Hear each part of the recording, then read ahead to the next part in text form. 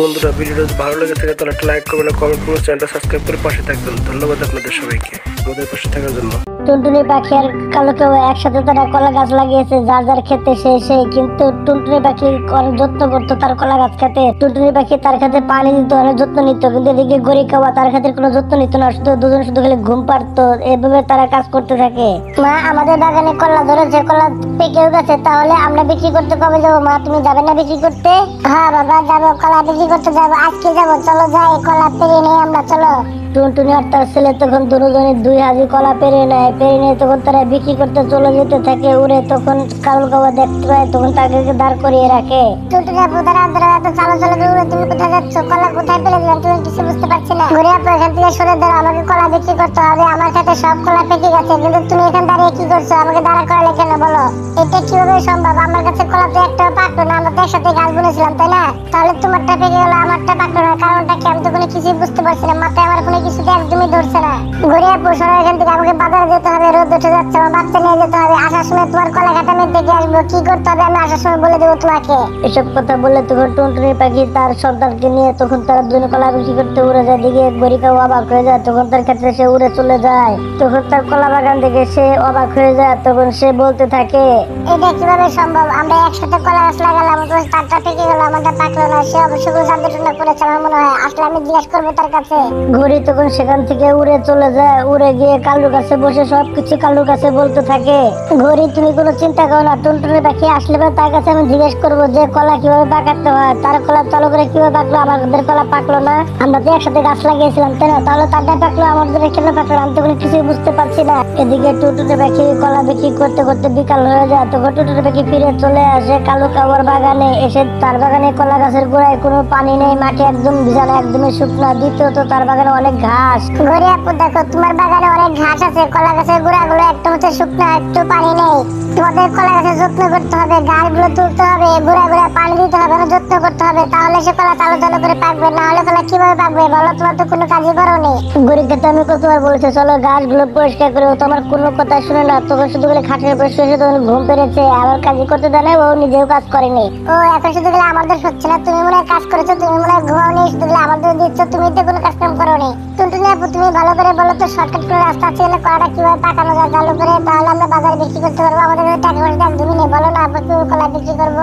ঘুরে আপু, তোমরা আগে বাগানটা পরিষ্কার করো, তারপরে কলা গাছের গোড়ায় পানি দাও, কলা গাছ যেন সারাক্ষণ ভিজা থাকে কলা গাছের গোড়াগুলো, তাহলে দেখবে তোমাদের কলাগুলো 10-15 দিনের মধ্যে পেকে গেছে, এছাড়া পাকবে না তোমাদের কলা, অনেক না হলে অনেক দেরি হবে। টুনটুনি আপু, তুমি কোনো শর্টকাট রাস্তা বলে দাও যাতে তুমি কলাগুলো চালু করে পাকাতে পারি। দেখো গড়ি আপু, এটা কোনো রাস্তা না যে তুমি শর্টকাট চলে যাবে, এটা হচ্ছে কাজের ব্যাপার, এটা তোমার বাগানটা সুন্দরভাবে পরিষ্কার রাখার চেষ্টা করো, দেখবে তোমার চালু করে কলাগুলো পেকে যাবে, না হলে তোমার কলা পাকতে অনেক দেরি হবে। দেখো এত চালু করে কোনো কিছু হয় না, ধৈর্য ধরতে হবে। টুনটুনি পাখি এসব কথা বলে সেখান থেকে উড়ে চলে যায়। তখন কালো আর গরিব তারা বলতে থাকে, কালো, টুনটুনি পাখি আমার মনে হয় আমাদের কাছে মিথ্যা কথা বলছে, কারণ বাজারে কলা এখন বর্তমান অনেক দাম, আমরা যদি কলা বিক্রি করতে যাই তাহলে তো ওর দাম একটু কম পাবে, তাই না?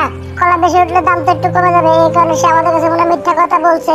গরি, তাহলে আমাদেরকে কিছু একটা করতে হবে, কারণ টুনটুনি পাখি একলা পয়সা কামাবে, আমরা কি চেয়ে চেয়ে দেখবো নাকি? তো তুমি এখন কি করতে চাইছো? তুমি কি কাঁচা কলাই বিক্রি করবে নাকি? টুনটুনি পাখির কলা তো পেকে গেছে, ও বিক্রি করছেন, তো তুমি কি করবে? কাঁচা বিক্রি করবো, কারণ কলাকে কলার মতো রং করে তারপরে বিক্রি করবো, তাহলে আর কেউ ধরতে পারবে না। প্রথম দিন তো কলা বিক্রি করতে পারবে, কিছু হবে না, দ্বিতীয় দিন গেলে বাজারে গেলে সবাই ধরে ইচ্ছা মতো ধুলা দিবে, কারণ বাসায় যখন দেখবি কলা রং করা তখন তো সবাই চিনে যাবে আমাদেরকে, পর আমাদের কাছ থেকে কেউ কলা পরে কিনবে না, পরে আমাদের কলা সব নষ্ট হয়ে যাবে। বেকুব কালো কোথাকার তো একটু বুদ্ধি নেই। টুনটুনি পাখি কলা বাগান থেকে রাত্রিবেলা চুরি করে নিয়ে আসবার, আমাদের কলাগুলো রং করে দেবো, তাহলে সবাই ধরতে পারবে না, আমাদের খুব ভালো হবে। তাহলে ঠিক আছে কালো, তাহলে চলো আমাদের কলাগুলো রং করে দে, তাহলে তারা কিন্তু চুরি করতে সুবিধা হবে, চলো যাই। তখন তারা জামাই বউ কালো আর গরি তখন তারা কলা বাগানে কলা রং করতে থাকে। তখন টুনটুনি বাগান থেকে 1 হাজি কলা চুরি করে নিয়ে আসে। তখন তারা গরি যখন কলাগুলো চালো করে উড়ে নিয়ে যাচ্ছিল বিক্রি করতে, তখন টুনটুনি দেখে তাকে ডাক দেয়, গরি আপু, তুমি এই কলা কোথায় পেলে? কলা কোথা থেকে এনেছি? মানে কলা আমাদের ক্ষেতে সব কলা পেকে গেছে, সেখান থেকে এনেছি, কোথা থেকে চুরি করে আনিনি, সরে আমার সামনে থেকে, আমার কলা বিক্রি করতে যেতে হবে। গরি আপু, কালকে তো তোমাদের কলাগুলো কাঁচা ছিল, আজকে পেকে গেল। টুনটুনি আপু, আমার রাস্তা ছেড়ে দাও, রোদ উঠে যাচ্ছে, আমাকে কলা বিক্রি করতে হবে, বিকালে এসে তোমার সাথে কথা বলবো, আমার রাস্তা ছেড়ে দাও, আমি গেলাম। এসব কথা বলে গরি সেখান থেকে উড়ে চলে যায়। অন্যদিকে টুনটুনি পাখি তার হাজি নিয়ে এসে কলা খেতে যায়, কলা খেতে গিয়ে সে কিছু কলা পেয়ে নিয়ে তখন অবাক হয়ে যায়। গরিবদের ক্ষেতের কলা এক রাতে ওদের কিভাবে পেকে যায়, যে একটু দেখে আসি কোনো কিছু উল্টা পাল্টা করছে না তো, ওরা চুরি চামারি করছে না তো কোথা থেকে। তখন টুনটুনি পাখি উড়ে তখন কালো কাওয়ার বাগানে গিয়ে তখন দেখতে থাকে কালো কাওয়ার বাগানে সব কলা পেকে গেছে। তখন সে বলতে থাকে, যাক বাবা ভালোই হয়েছে, তার গাছে কলা পেকে গেছে, ওখানে আমার কোনো চিন্তা নেই, না হলে আমার বাগানে চুরি করতো। তখন টুনটুনি পাখি উড়ে কলা বিক্রি করতে চলে যায়। কলা বিক্রি করতে গিয়ে সে ভালো মতো খুব সুন্দরভাবে কলা বিক্রি করতে থাকে। এদিকে অনেক দিন কেটে যায়, এভাবে দিনগুলো কাটতে থাকে। কিন্তু ইদানিং তার বাগানে কলা খুব বেশি ফুরাচ্ছে, দিকে কালোর বাগানে যেরকম কলা সেরকম আছে। তখন টুনটুনি পাখি সন্দেহ মনে হয়, বাবু দেখো বাবা আমাদের বাগান থেকে কেউ মনে হয় কলা চুরি করছে, কারণ আমরা তো কলা গাছে একটা পাতা বাগানে রাখি না, কিন্তু এখন কতগুলো পাতা রাখা আছে বাগানের ভিতরে। আমার তো সন্দেহ হচ্ছে আমার বাগান থেকে কেউ না কলা চুরি করছে।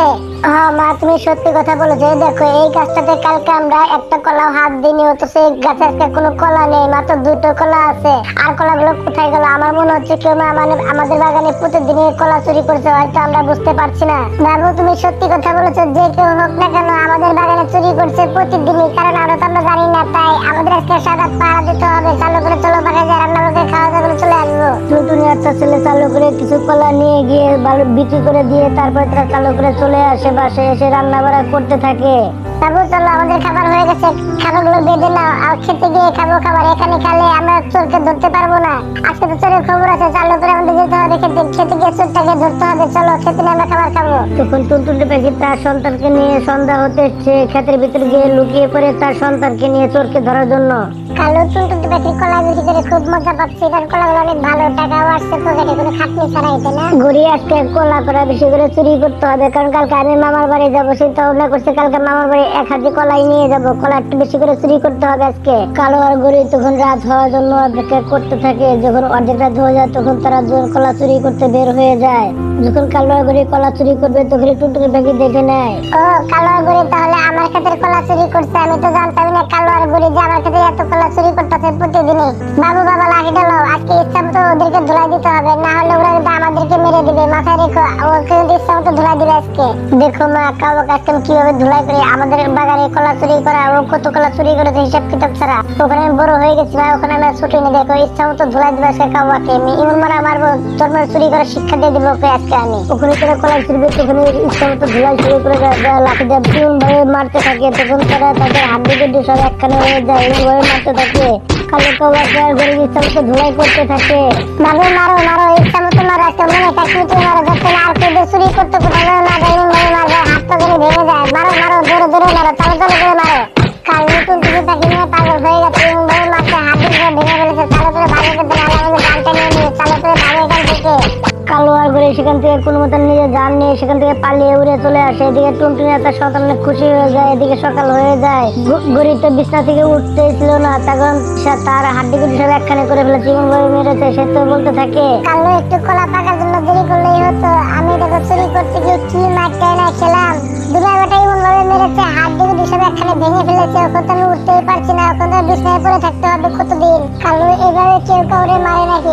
তাদের দিকে দয়া নেই, এগুলো কিচ্ছু নেই, কিভাবে ধুলাই টানা করেছে, ওখানে আমি কতদিন বিছনায় পড়ে থাকবো জানি না, আমার কলাটি নষ্ট হয়ে যাবে মনে হয়। ঘুরি মেরেছে ঠিকই আছে, চুরি করতে গিয়েছিলাম তাহলে তো মারবে, তাই না? তাদের দিকে দয়া নেই বলতে এইসব কথা বলছো কেন এখন? আমি তখন বলেছিলাম তোমাকে কয়েকটা দিন দেরি করো, তোমার তো সহ্য হলো না, তুমি তো বুদ্ধিটা দিলে চুরি করার জন্য, এখন দেখো কিরকম লাগছে, বাইকটা খেয়ে এখন ভালো লাগছে না খুব, আমার তো হাতটার ব্যথায় আমি উঠতেই পারছি না, কি ব্যথা করছে।